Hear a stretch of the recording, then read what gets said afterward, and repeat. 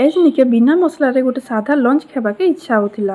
के भी इच्छा है बिना तेल मसला ने गोटे किसी साधा खाइबार लगी। तो एजिटा मुई अमृतमंडा डेल बनाऊचे और इतार नु हेल्दी आर किछि नै ना। तो आगो गोटे मुई अमृतमंडा नेली इता छाली छडाली और छोट छोट पीस रे काटी नेली। गोटे आलू के भी छाली छडे नेली और इता के भी छोट छोट पीस रे काटी नेली। गोटे टमाटो ऐड कली, हल्दी पाउडर, सांबर मसला, नून टिके पर अदा के छेची कर पकाली।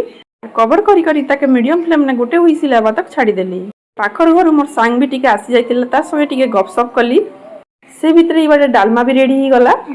प्रेशर कुकर खोली कर देखली जे पूरा डेल भल से सिझी जाइतिला ना।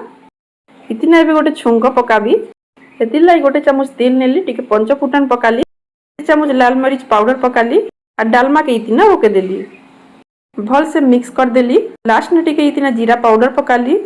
ई डालमा बनला दिन निके में केबे भी तरकारी नहीं बने, एतकी बढ़िया इटा लागसी जाओ किछि भी दरकार नहीं पड़े। तो एज इटा मोर गरम गरम गोटे सिंपल लंच रेडी ही गला।